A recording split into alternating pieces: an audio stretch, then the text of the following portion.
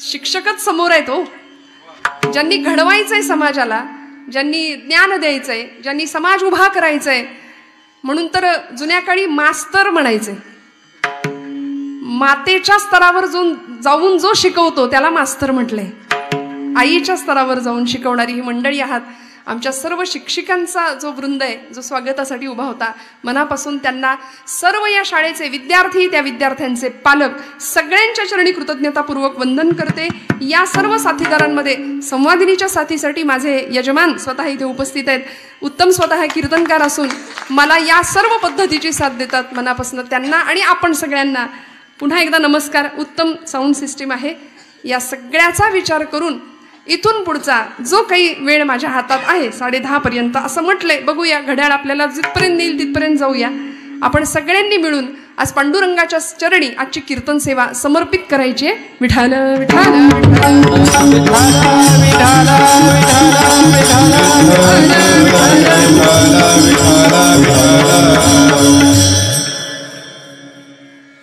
तुझी सेवा करीन मनोभावे वो, माझे मन गोविंदी रंगले वो. नवसिये नवसिये माझे नवसिये वो, पंढरीचे दैवते विठ्ठले वो. कैवल्य साम्राज्य चक्रवर्ती, विश्व माऊली, ज्ञानियांचे राजे, योगियांचा राणा, कैवल्याचा पुतळा, संत श्रेष्ठ ज्ञानोबा माऊलींचा सर्व परिचित, सगळ्यांना पाठांतरातला असलेला हा अत्यंत गोड असा अभंग आज निरूपणाकरता घेतलाय. माऊलींनी भगवंताकडं मागणं मागितलं. नवस हा शब्द आला, यातच आपल्या सगळ्यांना कळालं. नवस हा शब्द तुम्हाला मला अपरिचित नाहीये, सगळ्यांच्या माहितीतला शब्द आहे. नवस कौल लावणं कोकणाच्या भाषेमध्ये म्हणतात बघा, कौल लावणं, काहीतरी मागायचं देवाला. माऊलींनी गोड मागणं या निमित्ताने मागितलंय. आणि मागणं कसं मागावं, काय मागावं, या भगवत भक्तांच्यासाठी, देशभक्तांच्यासाठी, हरिभक्तांच्यासाठी माऊलींनी एक सुंदर वस्तुपाठ या अभंगामध्ये घालून दिलाय. आणि असा हा अभंग आज निरूपणाला घेताना मला मुद्दाम सांगावंसं वाटतं की ज्यांच्या निमित्ताने आणि ज्या व्यक्तिमत्वासाठी आपण इथे आहोत, हे निमित्त 3 जानेवारीचं आहे ना सर. 3 जानेवारी क्रांतीज्योती ज्ञानज्योती सावित्रीबाई फुले यांच्या जयंतीच्या निमित्ताने आज आपण हा उत्सव आयोजित केलाय, होऊ घातलाय.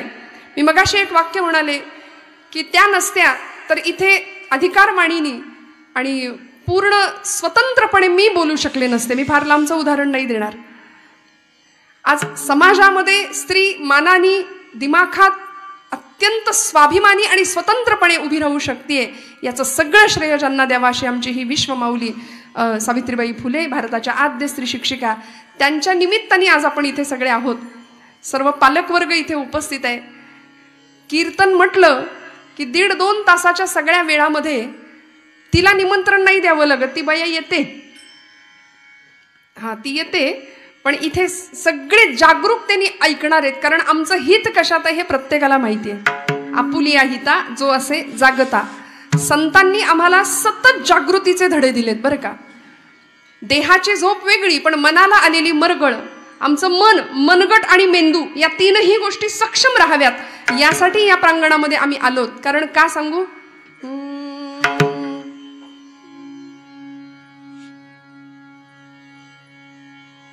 इथे मोलना दामाचे, मोती होतील घामाचे, सरस्वतीच्या प्रेमाचे प्रतिकरम्य शुभंकर हे, सत्यशिवाहून सुंदर हे, सत्यशिवाहून सुंदर हे, सत्यशिवाहून.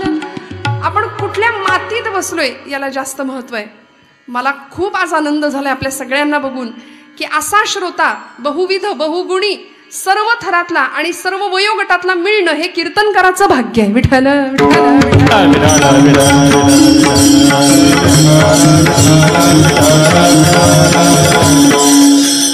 धर्माची पताका खांद्यावर घ्यावी. अगदी 12व्या शतकापासून हा वैष्णवांचा जागर या मातीमध्ये मांडावा. आणि मग पुढच्या काळात सुलतानी मुघल आक्रमण झाल्यानंतर सुद्धा हा भक्तीचा जागर अखंड कल्लोळू लागला. ओघ वाहू लागला. म्हणून धर्माचा झेंडा नसतो, धर्माची पताका असते. झेंडा पक्षाचा म्हणाले. या पताकेला 2 टोक आहेत, एक नामाचं टोक आहे, एक ज्ञानाचं टोक आहे आणि भक्तीचा दांडा आहे. भक्तीच्या दांड्यावर ज्ञान आणि नाम उभं आहे. मग इथे जन्माला येणारं प्रत्येक लेकरू हे ज्ञानोबांचं, तुकोबांचं, छत्रपती शिवाजी महाराजांचा आणि छत्रपती संभाजी महाराजांचा संस्कार, आचार, विचार घेऊनच जन्माला येणार आहे. कारण इथल्या महाराष्ट्रातल्या मातीच्या प्रत्येक तरुणाचा ब्लड ग्रुप जर आपण चेक केला तर मी नेहमी सांगते, WBC RBC काउंट जसं आपण करतो ना, तांबड्या पेशी, लाल पेशी, त्याचबरोबर इथल्या प्रत्येकाच्या रक्तामध्ये ज्ञानोबा आहेत, तुकोबा आहेत, छत्रपती शिवाजी आहेत आणि छत्रपती संभाजी आहेत. आम्ही भाग्यवान आहोत की त्यांच्या महाराष्ट्रात आम्ही आहोत.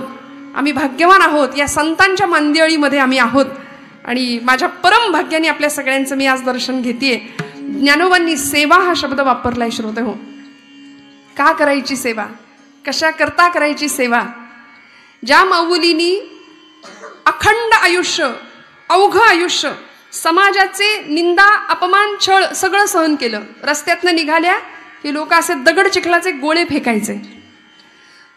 ज्ञानदानाचं पवित्र कार्य करायला जाताना हातामध्ये एक पिशवी असायची.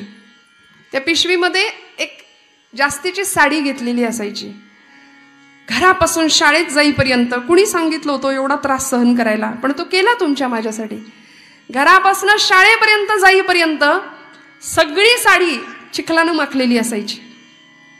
सगळी साडी खराब झालेली असायची. तिथं जाऊन ती साडी बदलायची.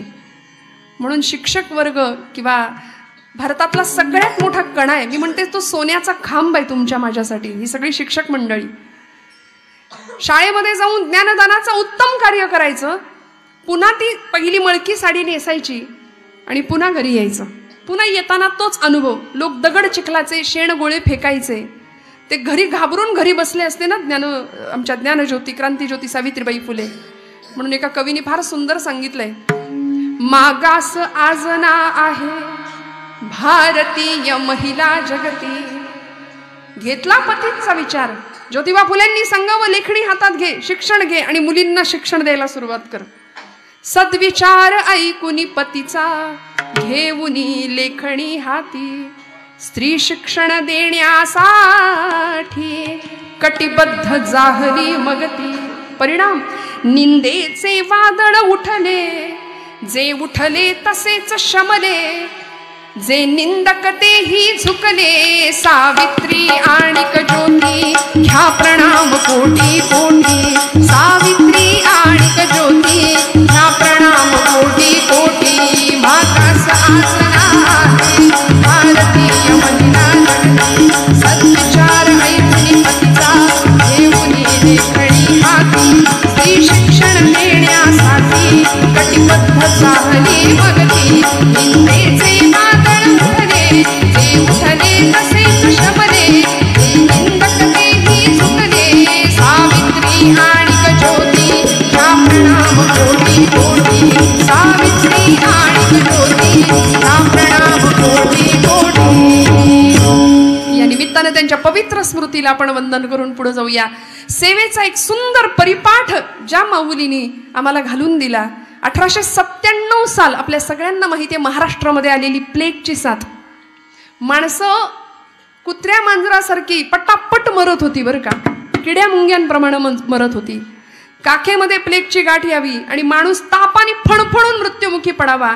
या वेळेमध्ये या माऊलींनी ज्ञानदानाबरोबरचं जे सेवा कार्य केलंय ना, ते विलक्षण आहे. आणि ती सेवा करता करता करता करता एका प्लेग झालेल्या मुलाला खांद्यावर उचलून कडेवर घेऊन दवाखान्यात नेईपर्यंत, मुलाचं नाव होतं यशवंत, या यशवंताच्या दवाखान्यात नेईपर्यंत स्वतःला प्लेगची लागण झाली आहे आणि ही माऊली त्यामध्ये संपली आहे. मला असं वाटतं सेवा कशी असावी, काय असावी याचा परिपाठ घालणारं सावित्रीबाईंचं हे चरित्र सांगावं तितकं कमी आहे हो. म्हणून आमच्या छत्रपतींच्या साम्राज्यामध्ये, स्वराज्यामध्ये सुद्धा रायगडाचं बांधकाम पूर्ण झालं. आणि बांधकाम पूर्ण झाल्यानंतर आज माणसं एवढंसं काही बांधू द्या, स्वतःचा चिरा लावायला किती नावाचा उत्सुक असतात. अमुक अमुक अमुक नावाचा उद्गार लोकांसमोर करावासा वाटतो. काही ठिकाणी कीर्तनामध्ये सुद्धा आम्हाला लिस्ट येते, कीर्तनापेक्षा अर्धा तास त्यालाच जातो. सगळ्यांच्या नावाचा उच्चार करायचा. पण इथं काही नाही हो, मला हा अनुभव अजिबात नाही. इथं सगळ्यांच्या नावाचा उच्चार करायचा. आम्ही नावासाठी नाही, नामासाठी इथं आलोय. हे सगळ्यात महत्वाचं आहे. देशमातेच्या, भारत मातेच्या, संस्कृतीच्या, पांडुरंग परमात्म्याच्या आणि आमच्या अधिष्ठात्री जी देवता आहे ना, आमची उपास्य देवता, तिच्याकरता आम्ही आलो इथे. त्यामुळे आज मला आनंद वाटतोय. ही सेवा करत असताना मी म्हटलं की आपण सगळे नावासाठी लढणारी माणसं आपण पाहिली, पण सेवा, त्या सेवेसाठी आजन्म खर्च करणारी माणसं सुद्धा आपण पाहिली. रायगडाचं बांधकाम पूर्ण झालं आणि हिरोजी इंदलकरांनी एक चिरा लावला, तो पायरीशी लावला आणि तिथं लिहिलं सेवेसी तत्पर हिरोजी इंदलकर. का हो?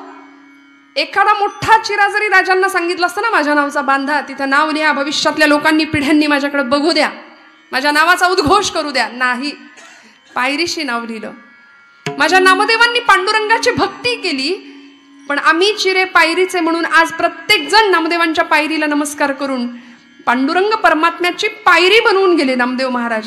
संत असू देत, सत्पुरुष असू देत, महापुरुष असू देत, वीर पुरुष असू देत, या मातीमध्ये जन्म घेणारी प्रत्येक व्यक्ती, प्रतिभावंत व्यक्ती इथं आल्यानंतर फक्त सेवेचा पाठ देऊन गेली आम्हाला. म्हणून आज मुद्दाम जाणीवपूर्वक ज्ञानराजांनी आम्हाला सांगितली सेवा, आणि ती सेवा पांडुरंग परमात्म्याजवळ माऊली या अभंगामध्ये मागून घेतायत. विठ्ठल विठ्ठल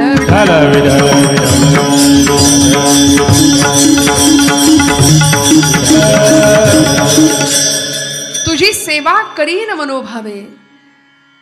12व्या शतकापासून ज्ञानोबांनी जो भक्तीचा जागर मांडलाय की नाही, त्या जागरामध्ये पुढच्या काळामध्ये नामदेव महाराज आले. नामदेवांनी ज्ञानाचा, भक्तीचा प्रसार प्रचार इतका केला की ते नाम पांडुरंगाला भेटायला जावं, वडिलांनी सांगावं, नाम्या पांडुरंगाला माझा नैवेद्य अर्पण कर, आजच्या दिवशी तू काम कर माझं नैवेद्याचं. परमात्मा म्हणायचे, नामदेव महाराज म्हणायचे, बाबा मी एवढी एवढूसा लेख कसा जाऊ पांडुरंगाकडे, जा म्हणायले. आणि लक्षात ठेव, पांडुरंग देव जेवल्याशिवाय तू जेवायचं नाही, हा 5 वर्षाच्या लेकराला दिलेला उपदेश होता. देव जेवल्याशिवाय आपण जेवायचं नाही. नामदेव महाराज म्हणाले, हो बाबा. दामाशेठी निघून गेले.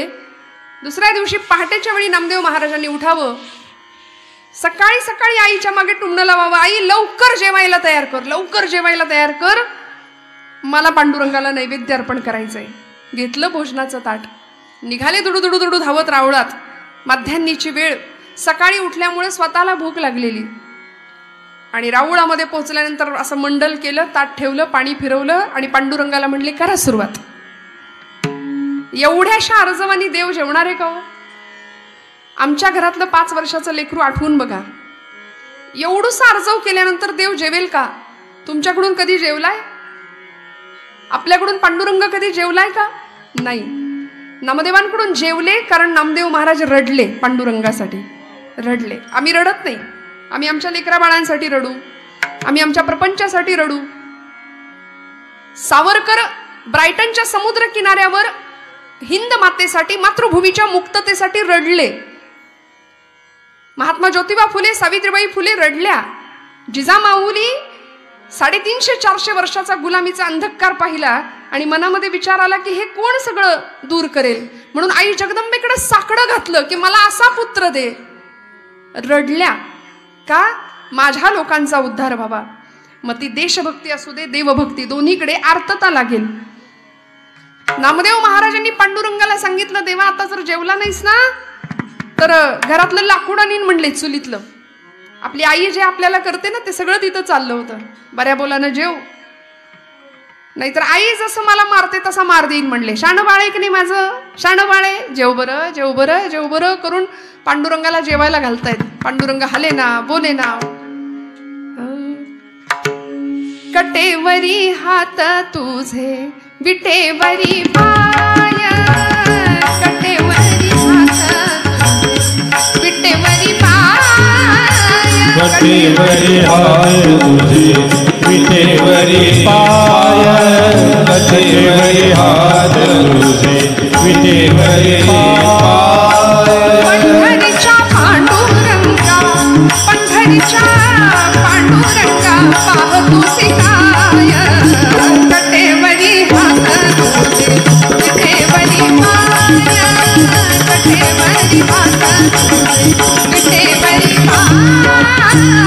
कटेवरी हात विटेवरी विटेवरी हात विटेवरी पाय कटेवरी हात विटेवरी पाय.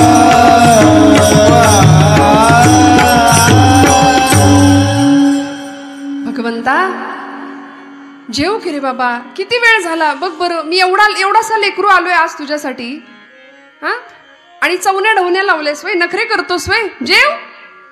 परमात्मा हलेना बोलेना. आणि एक क्षण असा आला, 5 वर्षाचं लेकरू आहे, अलौकिक सिद्धी मिळवली 5व्या वर्षी.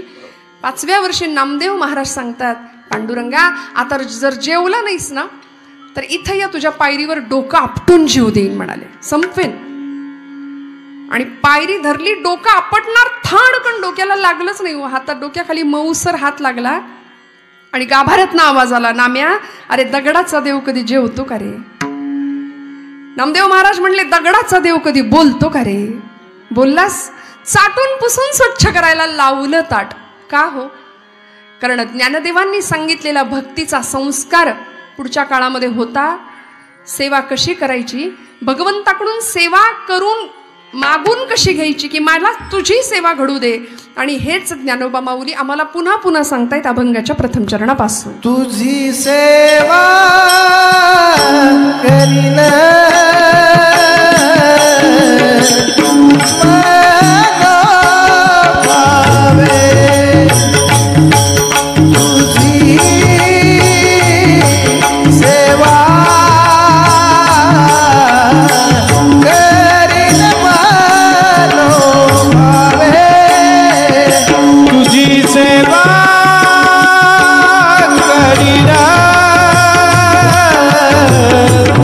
मनो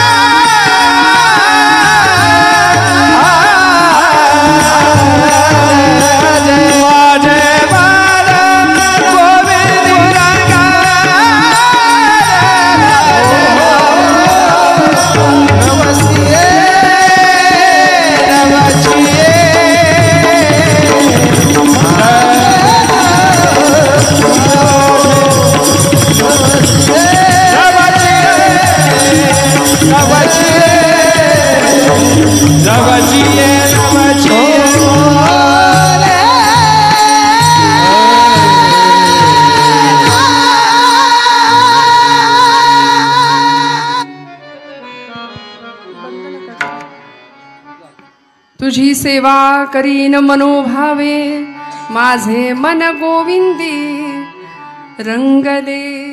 माऊलींनी असं सुंदर देखणं मागणं मागितलंय श्रोते. आम्हाला सेवा करायची. शब्द वापरला मनोभाव. 5 प्रकारचे भाव आहेत म्हणाले. शांत भाव आहे, सख्य भाव आहे, दास्य भाव आहे, वात्सल्य भाव आहे आणि माधुर्य भाव आहे. सर्व प्रकारांनी आम्हाला सेवा करायची आहे. आणि मनातनं सेवा तेव्हाच घडेल. सेवा करावी नाही लागणार, सेवा आपोआप घडेल. मला सांगा, आपण इथे आलात, खूप आग्रह झाला का? ओढून ताणून आणलं का कुणी इथं तुम्हाला? नाही ना. आपोआप पावलं इकडं वळली. कळाला कार्यक्रम आहे, ज्याचा आवड आहे तो मनापासून आला. सेवा घडते, सेवा करावी नाही लागत. आणि ती सेवा तेव्हाच घडते जेव्हा मनातल्या विकारांना आम्ही थारा देत नाही. मनामध्ये असंख्य विकार आहेत. या षड विकारांना जेव्हा हकलून देऊ ना, तेव्हा परमात्मा इथं प्रतिष्ठित होईल आणि मग सेवा घडेल, आपोआप घडेल. 5-6 विकार आहेत तुमच्या माझ्या आतमध्ये. कुठले कुठले विकार आहेत? आमच्या जनाबाईंनी सुद्धा याच अंतर्गत एक मागणं मागितलंय पांडुरंगाकडं. म्हणाले, हे सगळे विकार मरू देत. महाराष्ट्राचं कुलदैवत आहे खंडोबाराय. या खंडेरायाकडे मागणं मागितले. खंडेराया तूज करीते नवसू. नवसच केला माऊलींनी. जसा नवस केला ना तसा यांनी नवस केला. अनेक संतांनी केले. खंडेराया तूज करीते हलवू नका. खंडेराया तूज करीते नवसू. खंडेराया तूज करीते नवसू. मरुदे सासू खंडेराया, मरुदे सासू खंडेराया. खंडेराया तूज करीते नवसू. खंडेराया तूज करीते नवसू. खंडेराया तूज करीते नवसू. खंडेराया तूज करीते नवसू. सासू मेल्यावरी तुटेन आसरा. सासू मेल्यावरी तुटेन आसरा. आता मरू दे सासरा खंडेराया. या मरू दे सासरा खंडेराया. खंडेराया तूज करीते नवसू. खंडेराया तूज करीते नवसू. खंडेराया तूज करीते नवसू. सासरा मेल्यावरी होईल आनंद. महिला वर्गाला इतका आनंद झाला. बाई बाई बाई, आमच्या मनातलंच गाणं काढलं जनाबाईंनी. सासू मरू दे, सासरा मरू दे, नणंद मरू दे. आता मरू दे नणंद खंडेराया. बया मरू दे नणंद खंडेराया. खंडेराया तूज करीते नवसू. खंडेराया तूज करीते नवसू. खंडेराया तूज करीते नवसू. खंडेराया तूज करीते नवसू. काय गंमत आहे. जनाबाईंनी असा आगळा वेगळा नवस खंडेरायाला का केला असेल? माऊलींनी नवस केला मनोभावानी सेवा घडू दे. जनाबाईंचा नवस आहे विकार मरू देत. सासरा म्हणजे काय हो? सासरा हे क्रोधाचं प्रतीक आहे. क्रोध मरू दे माझ्या हृदयातला. सासू म्हणजे असूयेचं प्रतीक मानले. सासू मरू दे म्हणजे घरातली सासू नाही. महिला वर्गांना बरं वाटतं असं काय आलं की नवीन नवीन नवीन. नणंद मरू दे ते तर कधीच जुळत नाही आमचं. पण ही नणंद मोहाचं प्रतीक आहे. आमच्या इथला मोह, असूया, मत्सर, द्वेष, क्रोध या कशालाच थारा नाही आमच्या हृदयामध्ये आम्ही देत ना, तेव्हा तुमच्या माझ्याकडून सेवा घडते. आणि ही सेवा घडावी लागेल. भगतसिंग, राजगुरू सुखदेव, अनंत कान्हेरे, मदनलाल धिंगरा, मंगल पांडे ही सगळी मंडळी हुतात्मा झाली. बलिदान दिलं गेलं देशासाठी, स्वातंत्र्यासाठी. भगतसिंग अगदी ऐन तारुण्यामध्ये, फासावर जाण्याचं वय नव्हतं. हातामध्ये भगवद्गीता होती शेवटच्या क्षणाला. त्या फाशीच्या तख्ताचं चुंबन घ्यावं. आम्ही अमर हुतात्मे त्यांना म्हणतो. आज दुर्दैवानी आमच्या समोरचे आदर्श बदलले. भगतसिंग अगदी 23 वर्षाचं, 22-23 वर्षाचं वय आहे. इंद्रायणी भीमेच्या काठावर मरणाला, मृत्यूला निधड्या छातीने सामोरा जाणारा या देशाचा युवराज छत्रपती संभाजीराजे. इंचावर औरंगजेबाने तुकडे केले होते देहाचे. 40 दिवस अतोनात हाल केले, अतोनात. झाडाला रंधे लावतात ना तसं देहाला कातडी सोलली होती, कोशिंबिरीसाठी काकडी सोलतात तशी. भयानक मरणप्राय यातना सहन केल्या. तो औरंगजेब म्हणत होता, बाकीची मंडळी म्हणत होती, अबे इसके हा में हा मिलाओ बाद में भाग जाना. पण 32 वर्षाचे आमचे छत्रपती संभाजी महाराज नाही हो, नाही. ब्रीद घेतलं होतं. समर्थ रामदास स्वामींनी सांगितलंय ना, शिवरायांचे कैसे बोलणे, शिवरायांचे कैसे चालणे, शिवरायांचे सलगी देणे कैसे असे. एवढंच नाही, याहून करावे विशेष तरीच म्हणवावे पुरुष. याच्यापेक्षा काही वेगळं करता आलं तर राजे तुम्ही करा. म्हणून मनातल्या मनात अखंड मुखातनं शब्द येत होता, जगदंब जगदंब जगदंब. डोळ्याला औरंगजेब नजर देऊ शकत नव्हता, इतके विलक्षण करारी डोळे होते त्या परिस्थितीमध्ये संभाजीराजांचे. पण ते डोळे सहन होईना, जगदंबचा उच्चार सहन होईना, म्हणून जीभ छाटावी. एखाद्या हशमाला लाल बुंद साळ्या करून तापवून त्या डोळ्यामध्ये घुसवून डोळ्यांची राख करावीशी असं सांगावं. आणि त्याही परिस्थितीमध्ये शांत असा कनातीला कान लावून बसायचा औरंगजेब.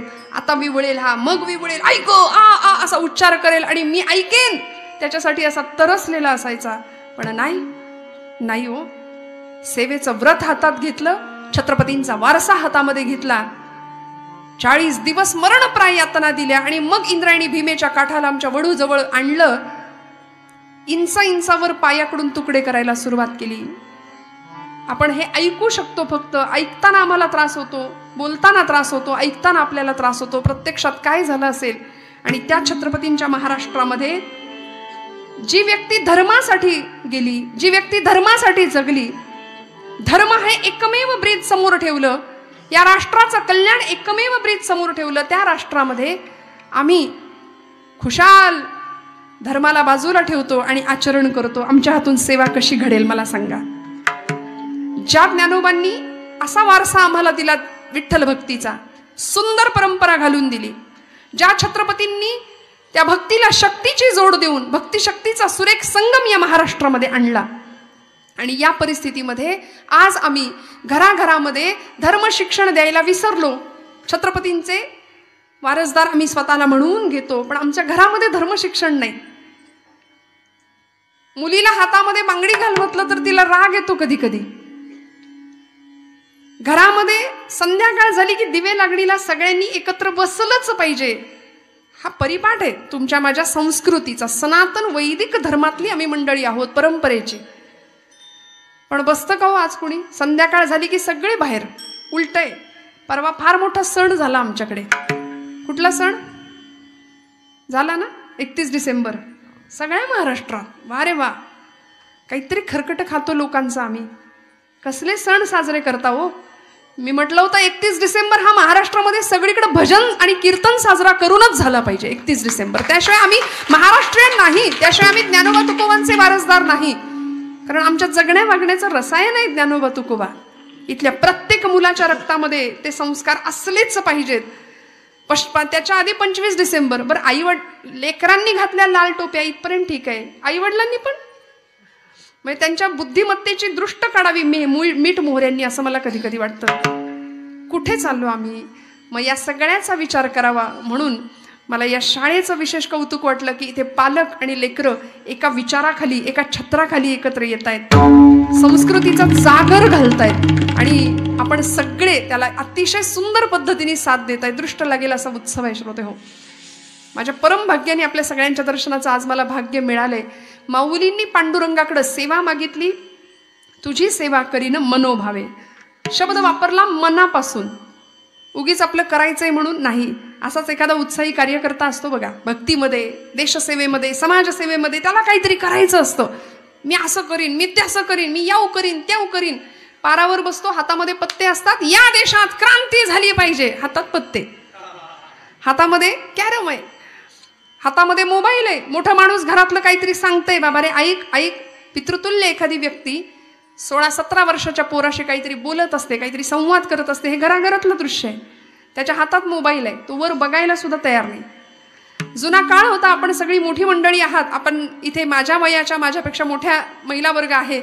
मला सांगा, घरामध्ये कुणी पुरुष वर्ग आला तर पटकन सोफ्यावरनं उठणं, उभं राहणं ही संस्कृती होती, हा आचार होता. आता नाही, कसेही लोळतात. येऊ दे वडील, येऊ दे नाही तर आजोबा येऊ दे. हातामध्ये मोबाईल आहे, वडील सांगतायत अरे ऐक मी काय म्हणतोय, अरे ऐक मी काय म्हणतोय. त्याचं तोंड मोबाईलमधनं बाहेर नाही. शेवटी अरे ऐक माझं काय आहे म्हणून 100 आठ्यांचं जाळं इथं आणायचं. आणि मग वडिलांना उलट. मला सांगा, या सगळ्यातून आम्हाला काय मिळणार आहे? कसं कळणार हू आय एम? कसं कळणार what is the mission of my life? मी जन्माला का आलोय? माझ्या जीवनाचं ध्येय काय? मला इथं येऊन करायचंय काय? या सगळ्या प्रश्नांची उत्तरं आम्हाला संतांनी त्यांच्या वाङ्मयात दिली. श्रोते हो, आज घरामध्ये सगळ्या वस्तू आहेत. फर्निचर भरलंय, माणसांना बसायला जागा नाही एवढं फर्निचर आहे. सगळे एकदम all is well. Sofa set, kitchen set. सोफ्यावर बसणारा माणूस कायम अपसेट आहे, कायम चिंताग्रस्त आहे, कायम दुःखी, कायम नैराश्य आहे, कायम ताण आहे की नाही महिला वर्ग? हो म्हणा. कसलं एवढं टेन्शन आहे? लगेच माना तुम्ही हलवल्या. पण आहे बरं का, सगळं करावं लागतं की नाही? रांधा वाडा, उष्टी काढा, आलं गेलं बघा, बाहेरचं बघा, घरातलं बघा. आणि एवढं करून एवढी महत्वाची वेळ झी मराठीची 8 ते 10 ती सोडून इथं कीर्तनाला या. आहे की नाही? केवढा मोठा त्याग आम्ही केला. पण असू दे, रिकॅप एपिसोड असतो म्हणले उद्या. विठ्ठल विठ्ठल विठ्ठल.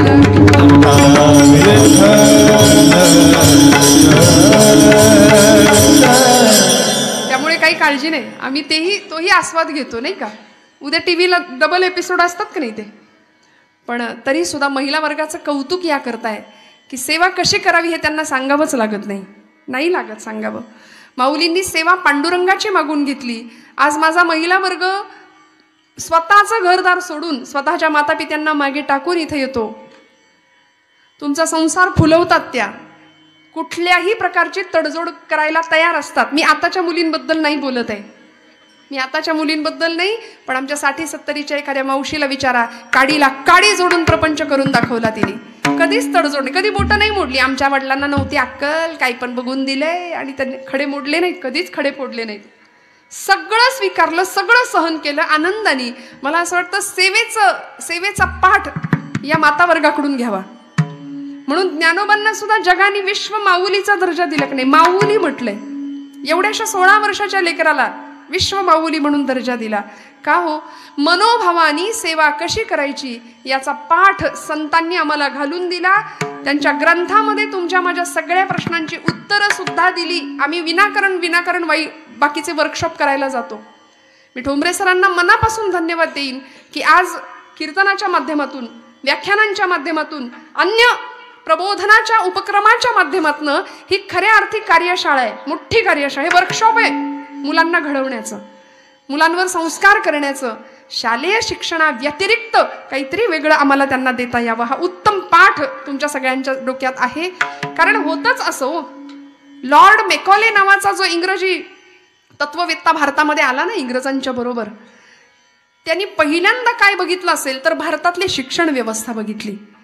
म्हणाले, भारताची शिक्षण व्यवस्था इतकी विलक्षण आहे की या भारतावर आम्ही या शिक्षण व्यवस्थेमुळे सत्ता गाजवूच शकत नाही कधी. हे इंग्रजांना कळालं होतं 150 वर्षापूर्वी. त्याच्याही आधी 16व्या शतकापासूनच इंग्रज इकडे यायला लागले होते रिकामी आगबोटी घेऊन.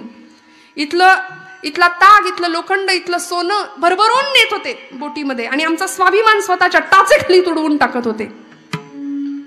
शिक्षणास हेतू नाही धर्म संस्कृती बुडवावी हेतू इंग्रजांचा. कुठल्याही प्रकारचा धर्म इथल्या देशातल्या मुलांना नसला पाहिजे किंवा त्या धर्माचं ज्ञान नसलं पाहिजे. या एका जाणीवेनी इंग्रजांनी इथली पहिली शिक्षण पद्धती बदलली. नुसती बदलली नाही, अनेक लोक आले, आक्रमक आले, मुघल आले, सुलतान आले, लुटारू आले. इथे तक्षशिला, नालंदा नावाची विद्यापीठ होती आमच्या भारतीय या मातीमध्ये, जाळली अक्षरशः लोकांनी. 6-6 महिने पुस्तकं जळत होती. श्रोते हो, 6-6 महिने पुस्तकं जळत होती. इतकं ज्ञान भारतीय संस्कृतीच्या आचारांचं, विचारांचं होतं. आणि एवढं करून लुटारूंचंच आम्ही गुणगान गातो, जो जिता वही. वाटलंच मला, मी तेच वाक्य म्हणतेय की आम्ही लुटारूंचं गुणगान गातो, जो जिता वही सिकंदर. छे, आजपासून म्हणी बदलायच्या. जो जीते वही छत्रपती शिवाजी महाराज. जो जीता वही महाराणा प्रताप, जो जीता वही पृथ्वीराज चौहान, जो जीता वही राजा विक्रमादित्य. अरे कितीतरी नाव आहेत, घ्या भरपूर यादी आहे आमच्याकडे. एक जरी नाव आम्ही उच्चारलं ना तरी असं रोमांचित होतो आम्ही. ऊर अभिमानाने भरून यावा अशी व्यक्तिमत्व या मातीमध्ये होऊन गेली. आम्ही कशाला फुटक्या लुटेरूंची नावं. आज पर एवढ्या दिवसानंतर सुद्धा ते इतकं डोक्यात पक्क बसलंय ना, जो जीता वही सिकंदर. लुटारू होते हो, इकडे आले होते रिकामे हातानी, चोरून नेलं सगळं. एक दिवस असा होता, एक काळ असा होता की इथल्या घरातनं सुवर्णाचा धूर निघत होता, प्रत्येक घरातनं सोन्याचा धूर निघायचा. परक्यांनी यावं, लुटून न्यावं. नामदेवांच्या नंतर एकनाथ महाराजांचा जो काळ आला ना, त्या पाठोपाठ आमचे तुकोबा आले. नाथांच्या काळात तर इतकं भीषण भयान वास्तव होतं. सगळीकडून यवनांची आक्रमण होती. 5 पातशायांची निर्मिती महाराष्ट्रात त्याच काळात झाली होती. आणि हे सगळं ऐकायचं सोडून आम्ही कीर्तनामध्ये 2 तासाच्या कीर्तनात जर विनोदाची अपेक्षा करत असू ना, तर आमच्या आयुष्याचा हसू करून घेऊ आम्ही. मला माफ करा.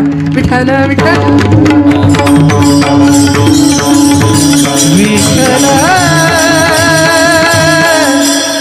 मला असं वाटतं लाफ्टर शोज भरपूर आहेत TV वरती, पण 2 तास जीवनाचं सर्वांगीण कल्याण व्हावं या दृष्टीने जर काही आपल्याकडून थोडासा विचार झाला. मी म्हणणार नाही उपदेशकाच्या भूमिकेत मी इथं आहे, आपल्या सगळ्यांची लेख आहे, आपल्या सगळ्यांची विद्यार्थिनी आहे, या नात्याने मी उभी आहे इथं. पण मला एवढंच वाटतं की 2 तास प्रचंड आयुष्यातले मोलाचे क्षण तुमच्या माझ्यासाठी आहेत. म्हणून रिलॅक्स होऊन पूर्ण जीवनाचं तत्वज्ञान इथे या धर्ममंडपाखाली घ्यायचं आपण. आणि मग त्यानंतर आम्ही काय करायचं, आमचं वर्तन कसं असलं पाहिजे यानुसार थोडासा विचार झाला पाहिजे. माऊलींनी मनापासून सेवा करा, मनापासून माझ्याकडून तुझी सेवा घडू दे, हे जर पांडुरंगाकडे मागणं मागितलंय तर तुम्हाला मला सुद्धा सेवेचा पाठ शिकून घेतला पाहिजे. सेवा म्हणजे नेमकं काय, ती कशी करायची, कुणाची करायची, अशी सेवा महाराष्ट्राच्या नव्हे भारताच्या इतिहासामध्ये अनेक क्रांतिकारकांनी, अनेक समाजसुधारकांनी, अनेक महापुरुषांनी आणि अनेक संतांनी आम्हाला घालून दिली. तो पाठ आमच्यासाठी दिलाय. माऊली पुढच्या चरणामध्ये सांगतात, भगवंता माझा नवस आहे तुझ्याकडे हा, की तुझी सेवा मला दे. नवसी नवसी माझे नवसी नवसी नवसी नवसी माझे नवसी नवसी नवसी माझे नवसी ओ नवसी नवसी माझे नवसी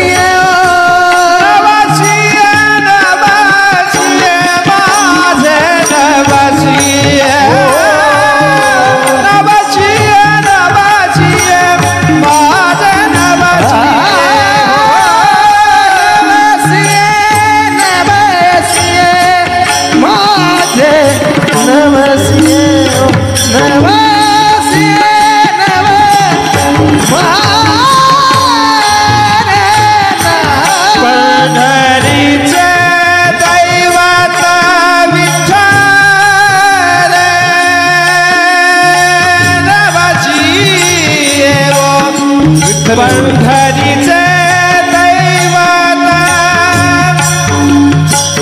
विठ्ठल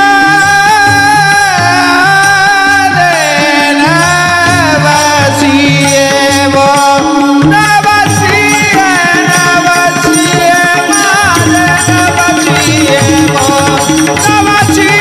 नवसी नवसी माझे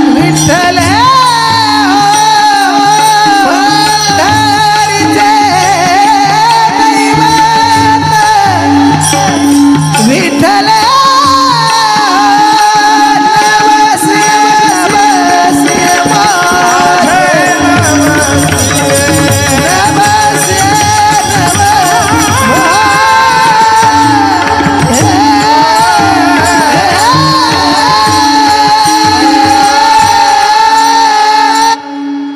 जोरदार या मंडळींसाठी. असा नवस तुम्हाला मला करता येईल का, हा माझा प्रश्न आहे. माऊलींनी सेवा मागितली, आम्ही मेवा मागतो. आमच्या नवसामध्ये काय करतो नवस, ह्याची दान देगा देवा, लाखभर रुपये पगार व्हावा, आणि जमल्यास इन्कम टॅक्स बुडवता यावा. यातूनही सही सलामत सुटलो तरच गुणगायीना आवडी. हे असलं दळभद्री आमचं मागणं आहे भगवंताकडे. सेवा मागून घ्यावी. मला असं वाटतं सावरकरांना काय कमी होतं. बॅरिस्टर झाले होते, लंडनला गेले होते, उच्च पदवीधर झाले, उच्च शिक्षण घेऊन आले. पण तिथल्या विद्यापीठांनी सांगितलं की ही जी पदवी आहे ना तुमची बॅरिस्टर, ही आम्हाला देऊन टाका परत. म्हणाले आम्ही तुम्हाला पदवी देतो, पण म्हणाले भारतासाठी हे जे काही तुमचे प्रयत्न चालू आहेत ना ते सोडून द्या. भारताच्या मुक्ततेसाठी जे प्रयत्न चाललेत किंवा भारताचं पारतंत्र्य मान्य करा आणि आम्ही कायमस्वरूपी भारतामध्ये सत्ताधीश राहू, तरच ही पदवी तुम्हाला मिळेल. सावरकरांनी अशी कागदाची ती गुंडाळी केली, नव्हे फाडून टाकलं, तोंडावर फेकलं. म्हणले चाल आईला विकून तुझ्याकडून पदवी घेऊ काय रे. माझी आई आजारी आहे आत्ता, माझी मातृभूमी पारतंत्र्यात आहे आणि आईला आजारी ठेवून मी हे भोग सुखाचे भोगणार नाही, हे त्या महापुरुषांना माहिती होतं. म्हणून ब्रायटनच्या समुद्र किनाऱ्यावरती ढळ ढळ ढळ ढळ आसवं गळत होती आणि आई मातृभूमीची आठवण येत होती. मला कधी कधी प्रश्न पडतो, छत्रपती शिवाजी महाराजांचा सुपुत्र छत्रपती संभाजी महाराज, एकदम रेडीमेड स्वराज्य होतं हातात, राज्याभिषेक झाला होता, उत्तम राहता आलं असतं की नाही, सुखोपभोग घेता आला असता की नाही, कशाला आयुष्याचं बलिदान द्यायचं. सावरकर पदवी होती हातात, कुठेतरी 10, 12, 15, 20 एकर जमीन घेता आली असती, मस्त फ्लॅट्स घेता आले असते, उत्तम जगता आलं असतं, चौपाटीवर जाऊन भेळपुरी खाता आली असती, उत्तम आयुष्य मजा मारता आली असती. पण नाही हो, जगाचा तो भार आपुल्या शिरावर ऐसे थोडे तर वाटो द्या हो. सेवेचं मोल या मंडळींनी जाणलं आणि आयुष्यभर जपलं. श्रोते हो, आयुष्यभर जपलं. त्यामुळे बसले ब्रायटनच्या समुद्र किनाऱ्यावर आणि त्या मातृभूमीला सांगत होते, नेमजसीने परत मातृभूमीला सागरा प्राण तळमळला तळमळला सागरा. नेमजसीने परत मातृभूमीला सागरा प्राण तळमळला तळमळला सागरा. भूमातेच्या चरणतला तुझ. हलवू नका दादा, हलवू नका. बरं आहे, कमीच राहू द्या आवाज. भूमा हे समुद्रा, माझ्या आईचे पाय धुताना मी तुला पाहिलंय. बघा तुम्ही आमची भारत माता, तीनही बाजूनी समुद्र पाय धुतोय, तिचं चरण प्रक्षालन करतोय. तू माझ्याकडे फेसाळलेल्या लाटा दाखवून खदखद हास्य करू नको. म्हणाले या फेन मिशे हससी निर्दया कैसा. माझ्या भारत मातेचा सुपुत्र होता, आमचा पूर्वज होता अगस्ती नावाचा ऋषी, त्यांनी एका आचमनात तुला प्राशन करून टाकलं होतं. तू जर असा वागलास ना तर म्हणाले मी त्या ऋषीला सांगीन आणि तुला एका घोटात पिऊन टाकायला सांगीन. स्वतःच्या संस्कृतीचा, सनातनी परंपरेचा, विचारांचा किती अभिमान असावा माणसाला, तेव्हा सेवा घडते देशमातेची आणि भगवंताची. बरं का, इकडे आम्हाला अभिमान नाही. इंग्रज मानसिक शांततेसाठी भारतीयांकडे येत आहेत. बघा तुम्ही, त्यांना म्हणता सुद्धा येत नाही हरे राम हरे कृष्ण. ते बघा किती चाललंय त्यांचं. वेड्यासारखी मंडळी भक्तीमध्ये रममाण झाली, तासन तास भजनानंदीत तल्लीन होतात आणि आमची पोरं वराती समोर नाचणाऱ्यांच्या टोळ्या होत आहेत गावागावामध्ये. म्हणजे त्यांना बोलवणार आता प्रत्येक वेळी. ही परिस्थिती आहे, भीषण भीषण परिस्थिती आहे. थोडंसं जागं होऊया. घराघरामध्ये धर्मशिक्षणाची गरज आहे. हे धर्मशिक्षण नाही दिलं ना तर देहाचे 35 तुकडे व्हायला वेळ नाही लागत. मागचा इतिहास आठवा. लव जिहाद सारखा प्रचंड भीषण गंभीर प्रश्न समाजामध्ये आमच्या आजूबाजूला फार छुप्या पद्धतीने चालू आहे. खूप सावध आणि खूप जागरूकतेने जीवनाकडे या दृष्टिकोनाकडे पाहण्याची गरज आहे श्रोते हो आम्हाला. का बरं यांनी सेवा केली, काय मिळालं? नवस आम्हाला सुद्धा असा करता यावा भगवंताकडं. एक नवस असा झाला होता बरं का छत्रपतींच्या इतिहासामध्ये. आई जगदंबेनी मागितलं होतं. आई जगदंबेची मातृस्वरूपातली देवता, सकल सौभाग्य संपन्न वज्रचुडे मंडित आऊसाहेबजी जाऊ माता, महाराष्ट्राची राजमाता, आपल्या अनेक वर्षांचा राजकारणाचा अनुभव पोराच्या मनावरती बिंबवला आणि 5 वर्षाच्या डोळ्यात स्वराज्याचं स्वप्न बघितलं होतं की माझ्या राजा इथं राखेचे डोंगर साचलेत, माणसं परागंदा झाली आहेत, देशोधडीला गेली आहेत, आपल्याच घरात घुसून आपल्याच बायका पोरांची आपल्याच बायकांची अब्रू लुटताना डोळ्या देखत बघण्यापलीकडे इलाज उरला नाही, इतकी भीषण परिस्थिती निर्माण झाली आहे माझ्या राजा. हे सगळं बदलशील का रे? हे सगळं दूर करशील का तू? 5 वर्षाच्या लेकरांनी सांगावं, हो आई, तुझा आशीर्वाद आणि श्रींची इच्छा असेल तर हे राज्य होईल, ही काळ्या दगडावरची रेष आहे. शपथ व्हावी. 16व्या वर्षी 12, 14, 16 ही 5वी, 6वी, 7वीतली पोरं आहेत आपल्या घरातली. हे वय नाहीये शपथा घेण्याचं आणि स्वराज जीवनाचं ध्येय ठरवण्याचं, पण संस्कार विलक्षण होते हो. रक्त असं सळसळून उठलं आणि 16व्या वर्षी रोहिडेश्वरावर त्या रायरेश्वराच्या समोर 150 मावळ्यांच्या धारोष्ण रक्ताचा अभिषेक झाला आणि स्वराज्याची शपथ झाली. अनेक क्रूर कर्मा पठाण आले, अफजल खानाला, शाहिस्ते खानाला, पुरंदरचा तह झाला, आग्र्याची कैद झाली, अनेक प्रकारे स्वराज्याला त्रास देण्याचा प्रयत्न झाला, पण सगळ्यांना पुरून उरले माझे राजे. 6 जून 1674चा दिवस आठवा. रायगडावर 32 मण सोन्याचं सिंहासन सजलं. आपल्याला राज्याभिषेकाची तारीख विचारली तर माहिती नसते. बऱ्याचदा होतं असं. परवाचा मेसेज वाचला, अमेरिकेमध्ये टेक्सास नावाचं शहर, त्यामध्ये 10,000 पोरं एका वेळी गीता पठणाला बसली होती, एका वेळी. आणि आमच्या घरामध्ये आमच्या मुलाचा हरिपाठ पाठ असावा, भगवद्गीतेतला एखादा तरी श्लोक त्याला यावा, हे आम्हाला कसं वाटत नाही बघा ना. याचा विचार तुमच्या माझ्याकडून व्हावा. रायगडावर 32 मण सोन्याचं सिंहासन सजलं आणि महाराष्ट्रातला खरा अरुणोदय, 350-400 वर्षाचा गुलामीचा अंधार दूर झाला आणि अरुणोदय झाला. लोकांनी पाहिला. इंग्रज आले, पोर्तुगीज आले, डच आले, फ्रेंच आले, खुरमांडी घालून बसायचे. सुटाबुटातला वेश त्यांना बसता येत नव्हतं. झुकल्या वाकल्या गर्विष्ठ माना या शिवमंदिरी, नमस्कार करावा राजांच्या सिंहासनाकडे, दिमाखानी पाहावं, मुजरे झडले आणि अरुणोदय पाहिला महाराष्ट्राच्या इतिहासाने. शतकांच्या यज्ञातून उठली एक केशरी ज्वाला, 10 दिशांच्या हृदयामधुनी अरुणोदय झाला, अरुणोदय झाला, अरुणोदय झाला.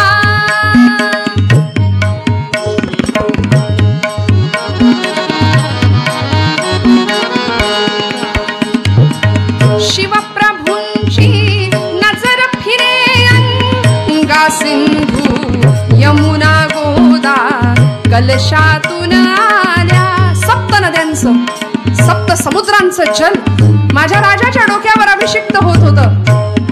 सिंहासनावर जाण्याआधी पायघड्या पडत होत्या. प्रत्येक पायघडीमध्ये शिवबा राजांना या स्वराज्यासाठी बलिदान दिलेला एक एक मावळा दिसत होता. तान्हाजी मालुसऱ्यांचा चेहरा दिसला. तान्ह्या, गड आला पण सिंह गेला रे, तुझ्यामुळे हे स्वराज्य मिळाले.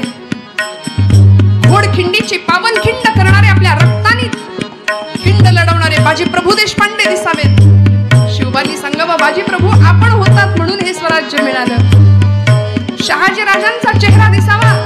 आणि असं करता करता सिंहासनावर बसलेलं जिजामाऊलींनी आपल्या लेकराला डोळे भरून पाहिलं आणि जिजामाऊली म्हणतात, आई जगदंबे, माझा नवस तू पूर्ण केलास, माझा नवस पूर्ण झाला, माझी इच्छा तू पूर्ण केली.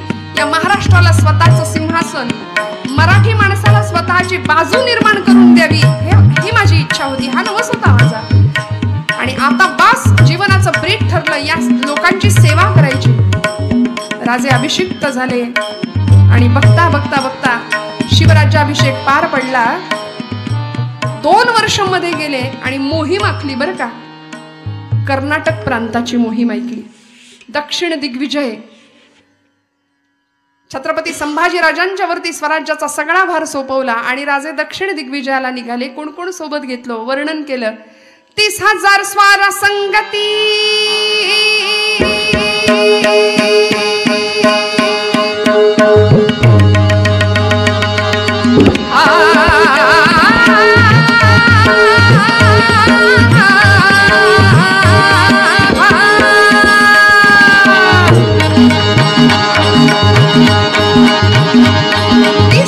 स्वार संगती, 30,000 स्वार संगती.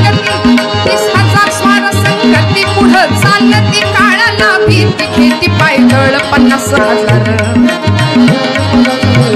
घेती पायदळ 50,000 घेती पायदळ 50,000 दौलन राजा चाल भरदार हाजी दौलन राजा चाल भरदार हाजी जिरजी जिरजी जिरजी सावत्र भाऊ आपला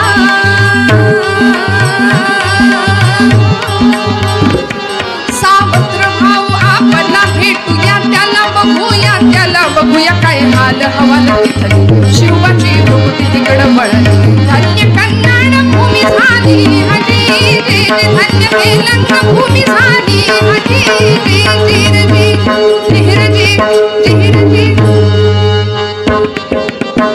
30,000 स्वार सोबत घेतले 30,000 50,000 पायदळ 30,000 घोडदळ झाले किती जागे आहेत ना आपण सगळे नक्की मागे 80,000 लोक सोबत घेतले आणि राजे दक्षिण दिग्विजयाची मोहीम गाजवायला निघाले.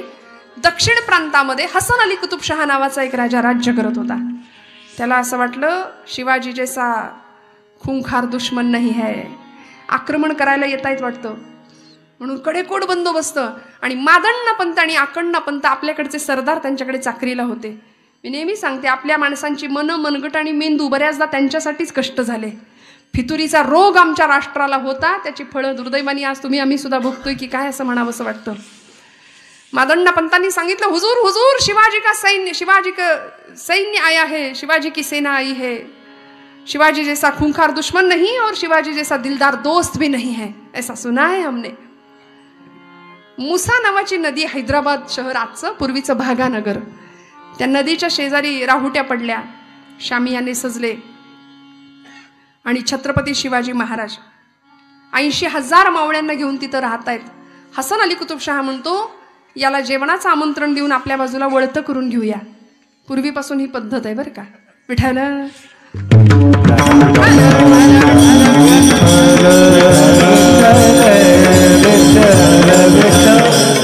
फार स्पष्ट नाही बोलत, जाणकारांना कळतं, निवडणुका आल्या की नाही का. पूर्वीपासून ही पद्धत आहे. हसन अली कुतुबशहा म्हणाले आपल्याकडचं भोजन खायला घालू आणि आपल्या बाजूला वळतं करून घेऊ. आणि म्हणून निरोप पाठवला मादण्णा पंतांकडून, हुजूर बादशाह ने आपको खाने का न्योता दिया है, हुजूर आइए. शिवाजीराजे म्हणले 80,000 मर्द गड्यांना घेऊन आलोय, मी एकटा नाही आलो, माझ्याबरोबर एवढे मावळे आहेत, जमेल सगळ्यांना घालायला. चालेल म्हणाले, हरकत नाही. आणि महाराष्ट्राच्या आवडीचं काय हो ताट, मेनू कार्ड बघा आता. हा नक्की का तुमच्या डोक्यात दुसरं काही नाही ना. महाराष्ट्राच्या आवडीचं भरलेलं ताट पुरणपोळीचं. श्रीमंती आहे हो आमची श्रीमंती कोणी लक्षात घेत नाही. पूर्वीच्या जुन्या महिला वर्गाला आठवा, विचारा त्यांना काय त्रास होता. शेराचं पुरण आणि 4 बायांचं मरण असं म्हटलंय, आहे की नाही मावशी. रांधा वाडा उष्टी काढा, किती कष्ट हो, किती. आता सगळं आलंय, आता कपडे पिळावे सुद्धा लागत नाहीत, ऑटोमॅटिक, फुल्ली ऑटोमॅटिक सगळं आहे की नाही. पण इंग्रज जेव्हा भारतात आला की नाही पहिल्यांदा, तेव्हा त्याला प्रश्न पडला होता की ही पुरणपोळी भारतीयांनी बनवली कशी. म्हणाले ऊपर चमडा नीचे चमडा, अंदर माल गया कैसा, असं म्हणायचं इंग्रज. की भारताला पुरणपोळी, महाराष्ट्रातल्या लोकांची पुरणपोळीची खासियत. म्हणाले पुरण शिरलं कसं, त्याला फार प्रश्न पडायचा. बादशाह म्हणाला ही पूर्णावरणाचा बेत करूया. म्हणाले केला पूर्णावरणाचा बेत, केला पूर्णावरणाचा बेत,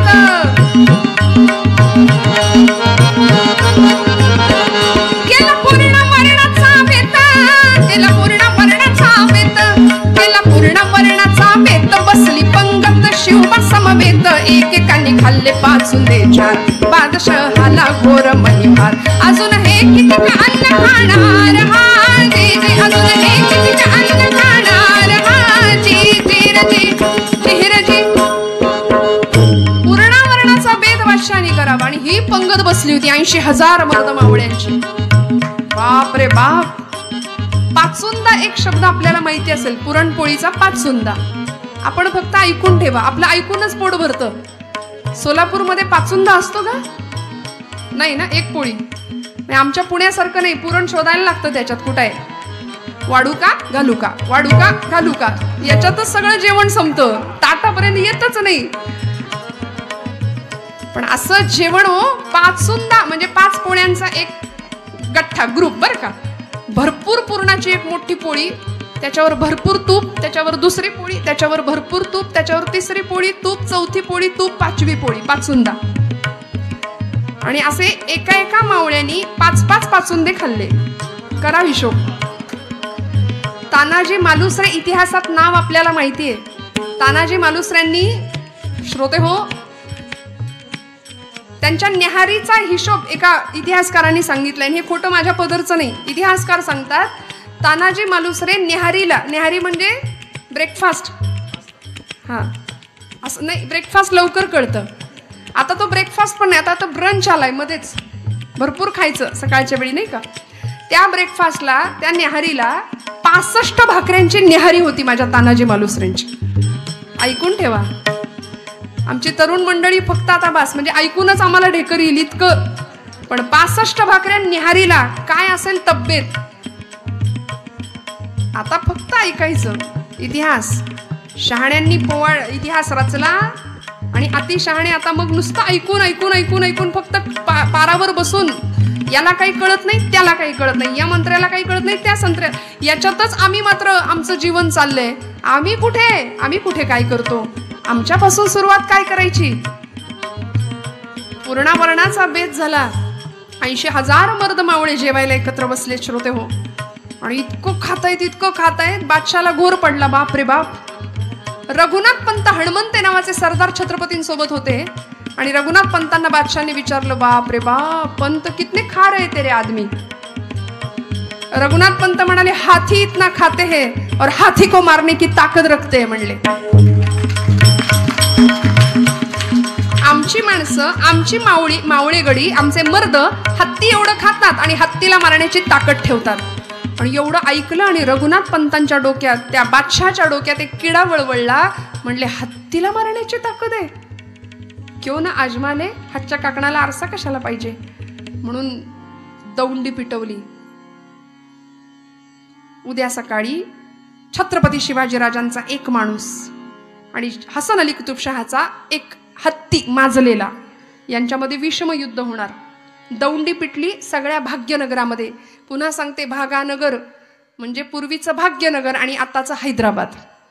मुसा नावाची नदी आहे तिथे. त्या हैदराबाद मधली घटना आहे. छत्रपती गेले होते दक्षिण दिग्विजयाला. राज्याभिषेकानंतर घडलेला प्रसंग आहे. आणि त्या दौंडी बरोबर काय झालं असेल आमच्या सैन्याचं. 80,000 मावळे आले होते ना राजांसोबत. पक्षफूट, राजीनामा, नको नको नको बाबा, बाजूलाच होऊया, असं काही नाही ना. अहो, एकेकाचे मावळे शिवाजीराजांना भेटून सांगायला लागले, हुजूर राज अक्षी काय बी काळजी करू नका म्हणले.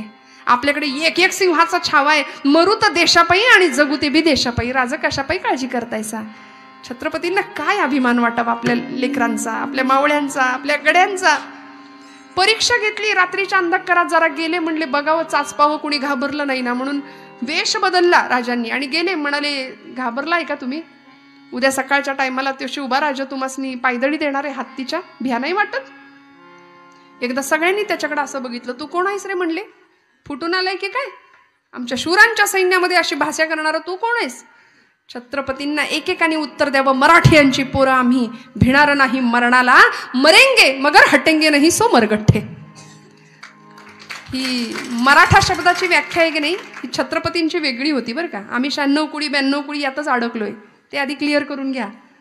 महाराष्ट्रात राहतो तो मराठी. विठाल विठाल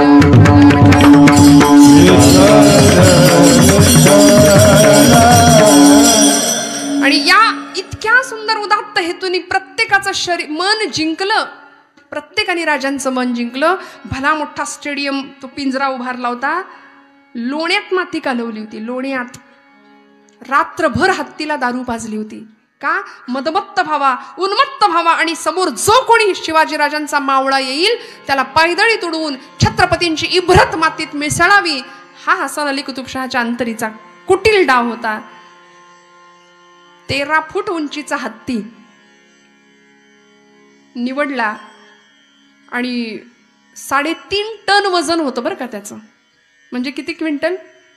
जाऊ दे, घरी जाऊन हिशोब करूया. एवढ्या वजनाचा हत्ती, भला मोठा तो 15 फूट उंचीचा पिंजरा. 20 माणसांनी लोखंडी दरवाजा लावून त्याला आतमध्ये घातला. गजराज आगे बडो रॉन दो पैरो तले असं म्हणून. 80,000 मर्द मावळे आले होते मिरवणुकीने. ज्याला विजयाची खात्री असते ना ते फॉर्म भरायला पण मिरवणुकीनेच जातात. बसले शेजारी शेजारी, तंग तुमानी परिधान केलेल्या केशरी शाली अंगावर फेटे घातले होते. आणि यार म्या लढन तुला कोण बोलवतंय, म्या लढन हत्तीशी. ऐनवेळी ठरणार होतं, ऑन दी स्पॉट. कुणाला आधी नव्हतं सांगितलं तू लढशील म्हणून. आणि इकडे हसन अली कुतुबशहाचं 60,000 सैन्य, हिंदुस्थान पाकिस्तान जणू काही 2 असे पक्ष.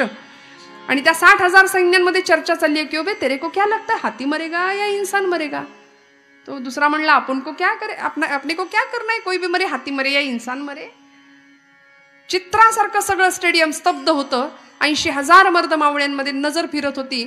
2 सिंहासनं तिथं होती बरं का. एक होतं हिरव्या किरमिजी रंगाचं मखमली सिंहासन आणि एक होतं दाट केशरी रंगाचं रेशमी सिंहासन.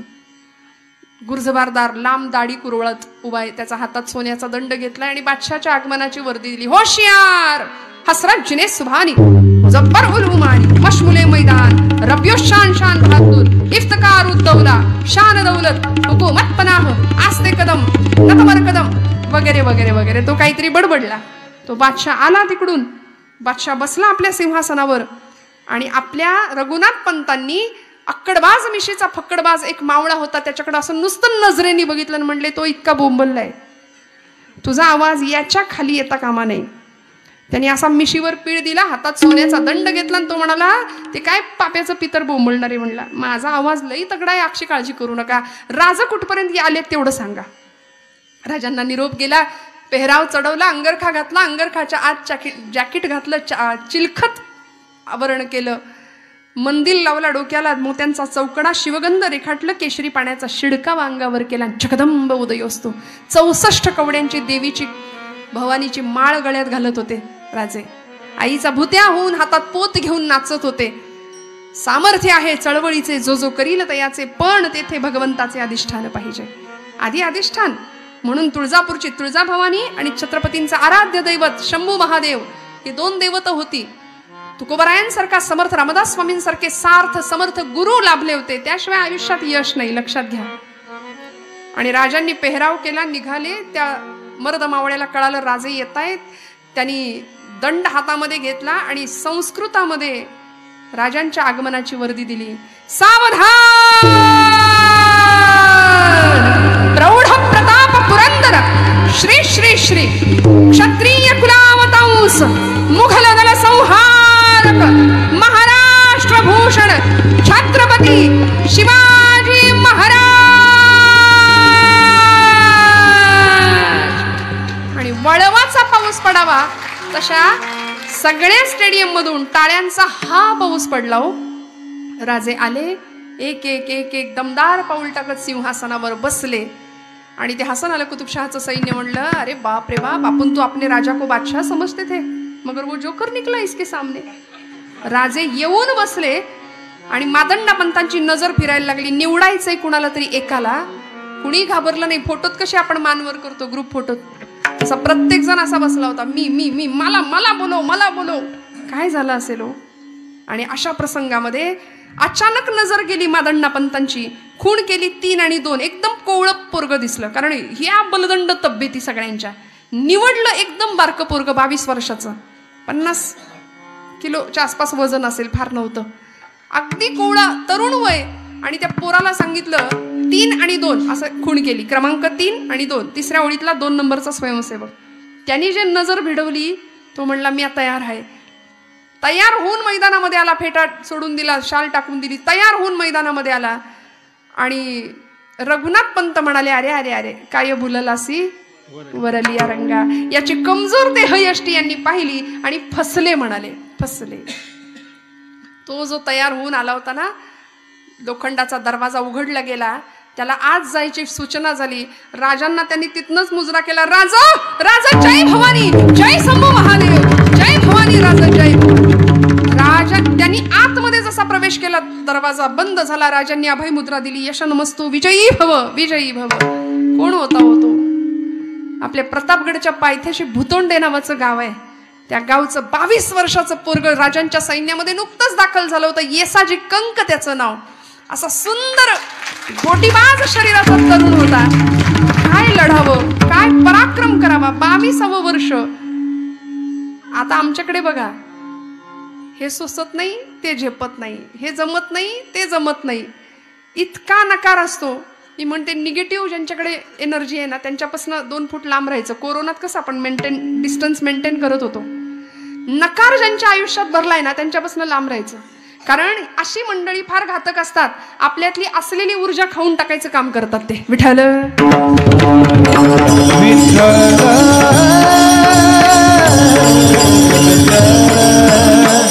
आणि सुरू झाली हो शर्यत. त्या हत्तीला हेच नवल होतं की मेरे सामने कोई खडा है.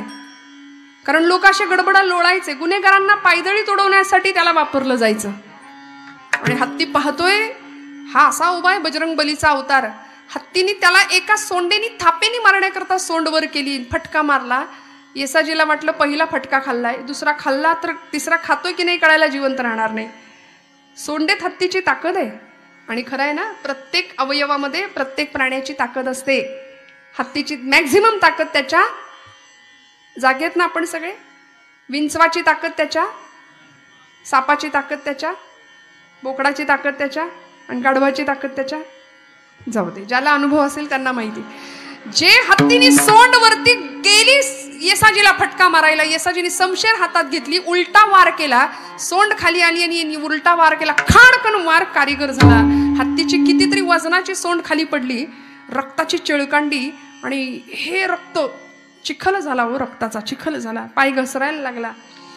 तो हत्ती अजून चिडला, चिकळला, उन्मादात आला, येसाजीचा प्राण घ्यायला टपला. एवढं मोठं त्याचं गंडस्थळ मस्तक.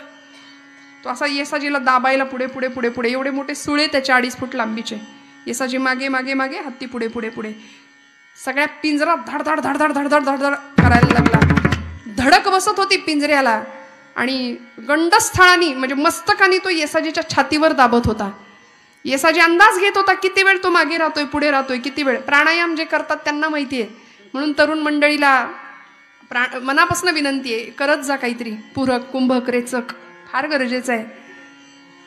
शस्त्र हातात घेणं पाप नाही हो. सावरकर म्हणले, शस्त्र पुण्य ना स्वयेची, शस्त्र पाप ना स्वयेची, इष्टता अनिष्टता त्यास हेतून ये. रामाच्या हातात सुद्धा धनुष्य होतं आणि रावणाच्या हातात सुद्धा धनुष्य होतं, पण आपण पूजा करतो रामांच्या कोदंडाचीच. शस्त्र हातात घेणं पाप नाहीये, पण त्यामागचा हेतू फार महत्वाचा आहे. उत्तम लढता आलंच पाहिजे. इकडे आमच्या मुली सगळ्या माता भगिनी ते नवरात्रात फक्त गरबा खेळणं हा पराक्रम नाहीये. तलवारबाजी, रायफल शूटिंग, उत्तम कराटे, उत्तम जुडो आलंच पाहिजे. स्वसंरक्षण, त्याशिवाय काहीच उपयोग नाही. महिषासूर मर्दिनी 9 दिवस महिषासुराला रक्ताने माखलेली होती. 9 दिवस नवरात्र फक्त लढत होती. तिला रंगाच्या साड्या नेसायला वेळ नव्हता. कुठल्याही धर्मशास्त्रात, कुठल्याही ग्रंथात, कुठल्याही पुराणात असं लिहिलेलं नाहीये की अमुक दिवशी देवीने अमुक रंगाची साडी नेसली होती. कुणी व्हॉट्सअपला फिरवलंय मला माहिती नाही, पण हे फार भयानक आहे तुमच्या माझ्यासाठी. सावध होऊया.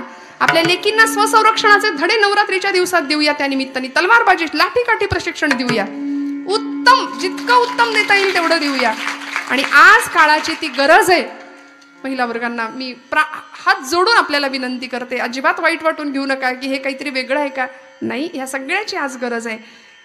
येसाजीनी आतमध्ये प्रवेश करावा. हत्तीनी पूरक कुंभक केलं, भरपूर श्वास रोखून धरला येसाजीने. आणि हत्तीने त्याला मारण्याकरता पुढे मागे करता करता एक तसूभर मागे सरकला. अंदाज घेतला तसा यांनी सगळा साठवलेला सगळा श्वास म्हणजे प्राण सोडला. सरकन येसाजी खाली घसरला आणि हत्तीची धडक बसली पिंजऱ्याला. सगळा धडधड धडधड धडधड धडधड धडधड तुटतो की काय अशी अवस्था. आणि या प्रसंगामध्ये आता हत्ती चेकाळला होता, चिडला होता. सगळं स्टेडियम असं चित्रासारखं स्तब्ध होतं. हत्तीचा पाय येसाजीच्या अंगावर पडला. पाय घसरला येसाजीचा गाल्यामध्ये, खाली कोसळला. हत्तीचा पाय येसाजीच्या अंगावर इंचांनी ते पोरग गाल्यात दाबायला लागला हत्ती. छत्रपतींनी रघुनाथ पंतांकडे असं बघितलं. पंत शब्द देऊन बसलात. मराठ्यांची पोरं हकनाक मरण्याकरता शिवसैनिक होतात का? उद्या याच्या आईने किंवा बायकोनं मला जर प्रश्न विचारला, महाराज माझा पोरग कुठं आहे, महाराज माझा धनी कुठं आहे, तर काय उत्तर देऊ? काय उत्तर देऊ? काय करावं? आणि अशा वेळी मराठ्यांचं दैवत असलेले छत्रपती शिवबाराजे आई जगदंबेकडे अवतान घालत होते. आई माझ्या बाळाला वाचव, आई माझ्या बाळाला सांभाळ. माऊलींनी सुद्धा भगवंताकडं असंच मागणं मागावं की असं चैतन्य त्याच्या हृदयामध्ये प्रेरित कर. चित्त चैतन्य चोरून नेले, चित्ताला मिळणारी चैतन्याची अनुभूती तू त्याच्या अंतःकरणात निर्माण कर. तुकोबराय ज्ञानोबराय सांगतात अभंगाच्या शेवटच्या वापर कुमदेवी व विठ्ठले हो, वापर कुमदेवी वरू विठ्ठले हो, वापर कुमदेवी वरू विठ्ठले हो, वापर कुमदेवी वरू विठ्ठले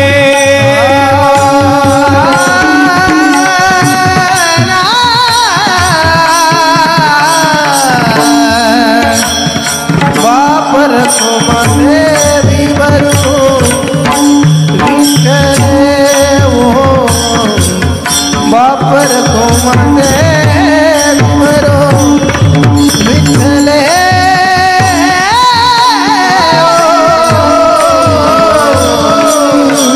विठ्ठले वो, वापर कुमदेवी वरू विठ्ठले वो, चित्त चैतन्य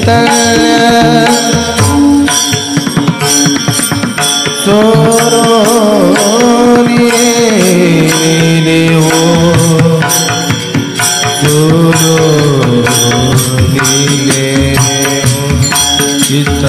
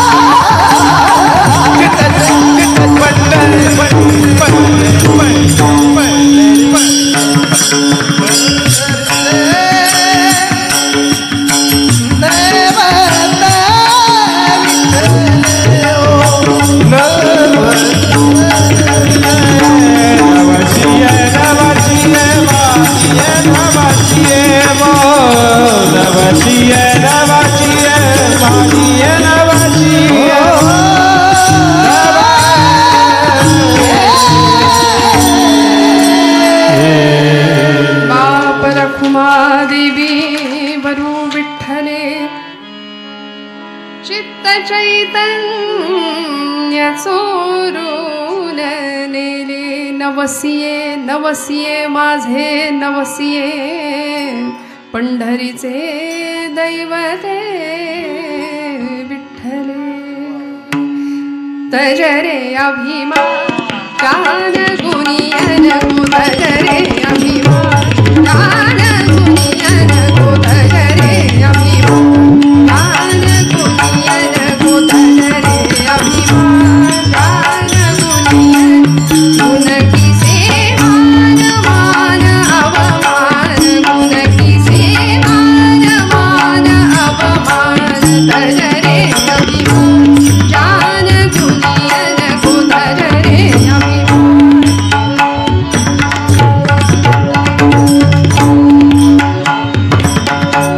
कौन जाने कब मिटे जान, कौन जाने कब मिटे जान, सांस तरने चिर नहीं भरोसो तर से जग को, देत जगमान तजरे अभिमान तजरे अभिमान तजरे अभिमान जान गुणियन. इंचा इंचानी गाल्यामध्ये दाबला असणारा जात असणारा ईसाजी राजांची प्रार्थना जशी जगदंबेने ऐकली, माऊलींची प्रार्थना जशी पांडुरंग परमात्म्याने ऐकली, तशी जगदंबेने ऐकली आणि त्याच्या मेंदूमध्ये एक विचार शिरला. शस्त्र होतं विवेकाचं. मनात विचार आला, इच्छाशक्ती जागृत झाली, सकारात्मकता प्रभावित झाली. मनाला एकदा सुटू शकतो, दोनदा सुटू शकतो, तिसऱ्यांदा का नाही. म्हणून हत्ती किती वेळ पाय आपल्या छातीवर ठेवतोय त्याचा अंदाज घेतला आणि एका अनाहूत क्षणाला हत्तीचा अंदाज चुकला. 6 इंच पाय वरती गेला आणि कारण तो हत्ती म्हणे स्वतःला शाबासकी द्यायचा प्रयत्न करत होता, कारण सगळे कोणीच बोलत नव्हते, चेअरअप करायचे विसरून गेले सगळे. तो म्हणला आपण आपल्याला शाबासकी देऊ सोंडेनी, पण सोंड पाठीला लागणं शक्य नव्हतं, तुटली होती. त्यामुळे अधिक प्रयत्न करण्याच्या नादात पाय उचलला गेला. 6 इंच पाय वरती गेला. यांनी मुका साधला, सरकन बाजूला घसरला, तानपट्टा हातात घेतला, दुसऱ्या हाताची पकड दिली, राजांना तिथून मुजरा केला आणि आता म्हणाला इकडे तिकडे वार करत बसायला नको, 10:30 वाजून गेलेत. सरळ म्हणाला गंडस्थळावर एक मर्मभेदी खाडकन घाव घातला. अशी रक्ताची चिळकांडी उडाली. हत्तीचा 3.5 टन वजनाचा देह त्याला पेलवेना. घेरी आली, बेशुद्ध झाला, कोसळला रक्ताच्या थारोळ्यामध्ये. रक्तानं माखलेला येसाजी स्टेजवर त्याला बोलवलं. मोहरांनी भरलेलं ताट, एक शिरपेच, एक राजवेश. बादशाह म्हणाला ले लो और कुछ चाहिए तो मांग लो. कल्पना करा ना, त्याच्या जागी आपण असतो तर. मी तर लोकसभा विधानसभा तिकटच मागून घेतलं असतं पटकन, पण तो खानदानी होता. तो म्हणाला बस, एका मर्द मराठ्याच्या जीवाची किंमत 50,000 मोहरा. अरे याच्यापेक्षा आमचा राजा कितीतरी श्रीमंत आहे. वाह फकीरी क्या है अमीरी, दासी तेरे चरणों की. शिवबा राजांनी मेलो असतो तर आमचं स्मारक बांधलं असतं. आता जगलोय तर आमची घरधनी, माझी माय, माझी मातृभूमी, माझं स्वराज्य किती खुश होईल, किती आनंदात होईल. शेवटी एका राजाला, एका दैवताला, एका मातृभूमीला काय हवंय हो? तिच्या भक्ताकडून फक्त सेवा हवी आहे, निष्काम सेवा. आज तुमच्या माझ्याकडून अशी सेवा घडावी, मातृभूमीची, देशमातेची, आपल्या परंपरेची, आपल्या समृद्धीची, आपल्या श्रीमंतीचा आपल्याला अभिमान पाहिजे. स्वामीजी म्हणायचे भारतातले लोक किती वाईट वागतात, कारण त्यांना स्वतःच्या श्रीमंतीचाच अभिमान नाही. परकी माणसं हात जोडतायत मानसिक शांततेसाठी ना, आम्ही तिकडे चाललोय. असं उलटा प्रवाह नको. आमच्याकडे प्रचंड मोठं सामर्थ्य आणि श्रीमंती आहे उज्ज्वल परंपरेची, ती जपावी. बस मी आता माझं कीर्तन संपवणार आहे. मला माहिती आहे खूप वेळ झालाय, आपण खूप वेळ बसला आहात, घड्याळ खूप पुढे सरकलंय. पण एक मी नेहमी बऱ्याचदा कीर्तनात सांगत असते की आता ताई तुमचं कीर्तन झालं, तुम्ही एवढं सांगितलं, आता आम्ही काय करायचं? ऐकून झालं तेवढ्या पुरता प्रभाव बरा नाही. आपल्या पातळीवर आपण एवढंच करू शकतो. एका जंगलाला आग लागली होती आणि वणवा पेटला होता. एक साधू धावत होता, संन्याशी. एक पक्षी त्या जंगलामध्ये एका झाडाच्या शेंड्यावर बसला होता. तो साधू म्हणत होता की अरे बाबा सगळे उडून गेले पशुपक्षी, तू का बसलायस? त्यांनी एक उत्तर दिलं, ते उत्तर घरी घेऊन आज जाऊया. तो म्हणाला फल खाए इस पेड़ के गंदे किए हे पात. मी या झाडावर लहानाचा मोठा झालो, इथे माझा जन्म झाला, इथली फळं खाल्ली, इथेच घाण केली. तसं या समाजामध्ये मी मोठा झालो, लहानाचा मोठा झालो, या मातीने मला मोठं केलं, समाज बांधवांनी मला जपलं, वाढवलं. मी इथेच लहानाचा मोठा झालो. कधी कधी वाईट कर्म केली ती इथेच केली. आता तो पक्षी असं म्हणतो, अब यही मेरा फर्ज है, जल जाऊं इसके साथ, जल जाऊं इसके साथ. तसं आम्हाला सुद्धा आमची आई आज आजारी आहे, आमचा धर्म आज धोक्यात आहे. आज आम्ही भाग्यवान आहोत. कितीतरी लोकांनी रक्त सांडलं, बलिदान दिलं ज्या कार्यासाठी. अशी आमची रामभूमी अयोध्या